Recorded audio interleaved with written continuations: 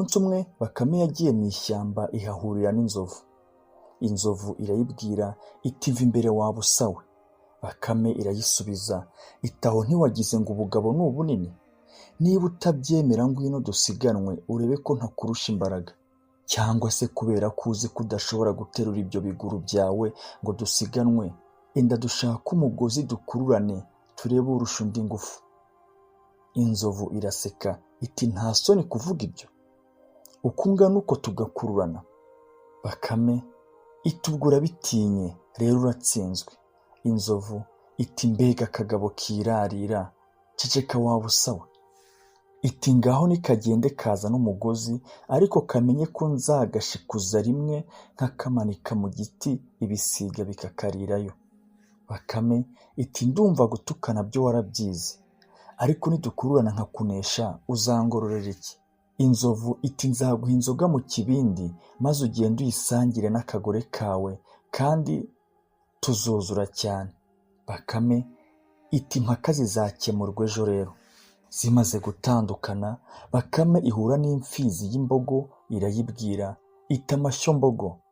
Imbogo irayisubiza iti puu, sindamukanya n'utugabo tw'imbwa nkawe.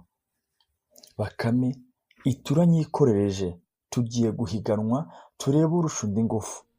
Ngiye kuzana umugozi w'umurunga ukomeye, mfata umutwe umwe ufata undi maze dukururane turebe urusha undi ingufu.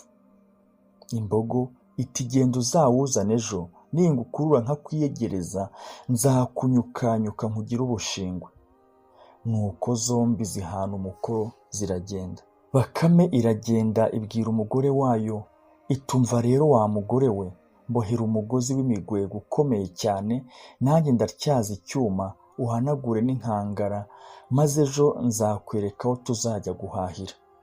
Umugore ati ko nduzi ugiye gutyaza icyuma, hari aho waba wabonye akaboga? Nuko umugore aboha umugozi muremure cyane, Bakame nayo ityaza icyuma cyayo. Bukeye bashyira nzira baragenda n'inkangara ku mutwe. Ageze mu ishyamba, urukwavu ruragenda no kwa Nzovu ruti nazanye umugozi, none fata uyu mutwe ngiye nkuzingura, numara guhera ndi buguhamagare nkubwire witegure uhamye ibirindiro. Inzovu iremera. Urukwavu ruragenda, rugeze hirya aho imbogo iri rurayibwira ruti nguyu umugozi, nje nkukurura hasi, none fata uyu mutwe wawo ndagiye, ningera ku wundi mutwe ndakubwira nti ngaho, maze ushikame dukururane turebe unesha undi. Imbogo nayo iremera. Urukwavu rumaze kuzirika umugozi ku Nzovu no ku mbogo, rujya hagati yabyo rukoma akamo ruti ngaho turabonanye, shikama ukurure utaza kumbeshyera ngo nagutunguye. Urukwavu rumaze kuvuga ibyo ruritaza, rusanga umugore warwo aho yicaye n'inkangara. Buri nyamaswa iribwira iti kako ntazi ngakurure, nikamara kunyegera nkamena umutwe. Nuko zirakurura ibyuya birazirenga. Inzovu imaze kunanirwa, icyuya cyayirenze, iribaza iti none ko kubunini bwaba atari bwo bugabo, ko numva kakabwa kancegesha. Ya mbogo nayo aho iri ibihembe isigaye ibikuba ku butaka, urufuro rwayirenze nayo ikibaza iti kakagabo gatekeyemo amabuye.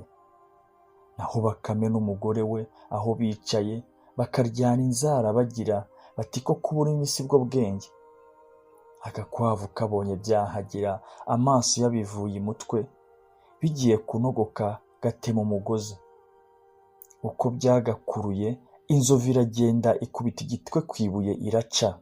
Imbogo nayo mu ruhande rwayo igiye kugwa irahenuka igwira ibihembe byayo, ibyikonyoreraho birayica. Bakame n'abakamekazi babibonye bikoza hejuru, bibaka ya nkangara yabo, bagenda biruka bagera intumbi z'ibyo bikoko.